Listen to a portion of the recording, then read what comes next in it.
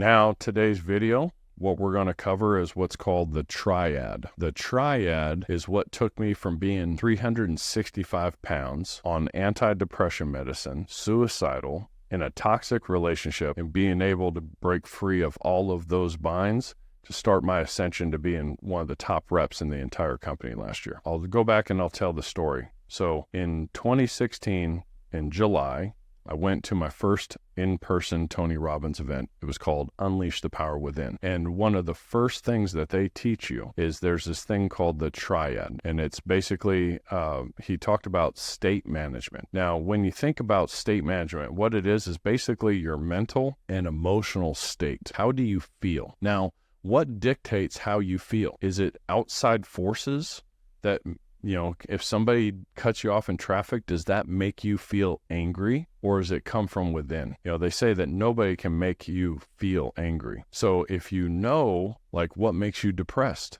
For me, it was when things didn't go my way and I felt overwhelmed and I felt like I couldn't do it. Tony talks about how people commit suicide because they think that their problem is pervasive, meaning one problem bleeds into the next, that it's personal, that it's a character flaw in me, that it's me, I am flawed as a human being, and it's permanent. I will never be able to solve this problem.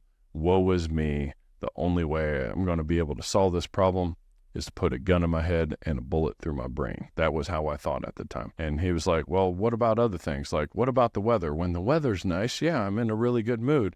He was like, look, it's none of those things, right? It's not sex, it's not food, it's not drugs, it's not alcohol, it's not smoking, it's not whatever, all right?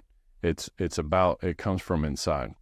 And what he talks about is basically how can you change your mental and emotional state like this in an instant? And he said the number one thing you can do is change your physiology. So he said, now there's healthy ways to change your physiology and there's unhealthy ways. You can eat a large meal and your blood glucose levels can rise, and that is changing your physiology. Or you can go work out. If you go work out, that's a healthy way of changing your physiology. If you stand up straight and you breathe in more fully, he goes into this whole big thing. If you want to learn more about this, we're not going to go real deep into this. You can go Google, YouTube, Triad, physiology, state management, Tony Robbins, whatever. You'll find these videos very helpful. So number one, if you think about a pyramid, like a pyramid, right? Triangle. The base of the pyramid is like the foundation of it. And so he says that about 60 to 70% of state management is your physiology. He was like, how are you breathing? How's your posture? How's your heartbeat? How's your, all of these things that go into your physiology. He said, if you want to make yourself feel better, go do some push-ups, go run around the block, go work out, go do something. You can do a power pose where you stand up like a superhero for 2 minutes. And Stanford University, proved that this power pose changes people's mental and emotional states just for 2 minutes. Deep breathing exercises. Oftentimes, it's not the cigarette that makes you feel better. It's the breathing that you're doing while you're doing the cigarette, because a lot of times people aren't breathing fully naturally. So they puff on a cigarette, and now all of a sudden they're breathing deep and they feel better. Well, remove the cigarette, do the deep breathing exercise, and see if you feel better. Number two, on this side of the pyramid, about 20 to 30% of it, so about half as effective, is your focus. Where focus goes, energy flows, he says. And so basically, if you're focusing on the negatives, it's impossible to feel good. If you're focused on the positives and what you're grateful for, then it's impossible to not feel good. Literally, when that moment clicked, when I learned about gratitude and priming and the exercises and all this stuff, and realizing that you can focus on the things that a state of suffering is what he calls it, when you're thinking in terms of loss, less, or never.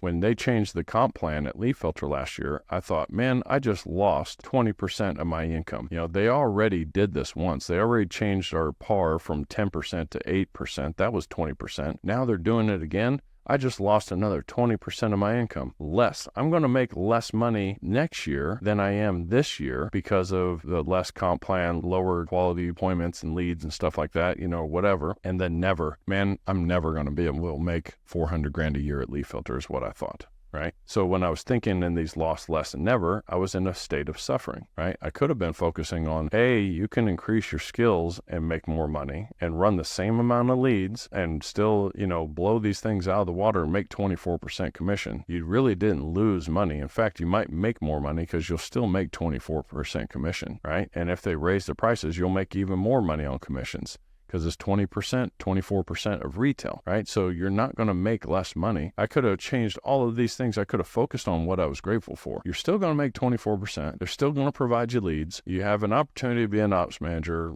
all these things. How many companies are going to pay you $200,000, $300,000, $400,000 a year in Oklahoma? You got a low cost of living. Like, dude, I could have changed my focus, all right? Where focus goes, energy flows. So if you're focusing on suffering, it's impossible to feel happy.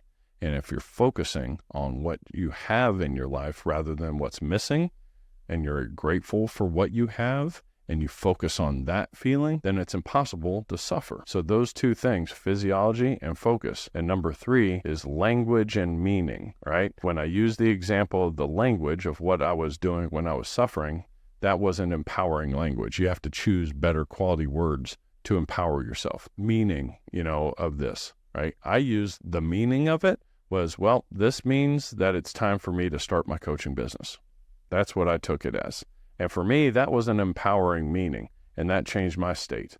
But you can literally change your state that fast if you just change your physiology, you change your focus, you change your language and your meaning, and you'll be able to change your state. So when it comes to state management, you want to get yourself into this energetic and positive state, because if you have a higher level of energy, do you think you're going to be more persuasive or less persuasive at the person's home? When you have higher energy, you're going to be more persuasive.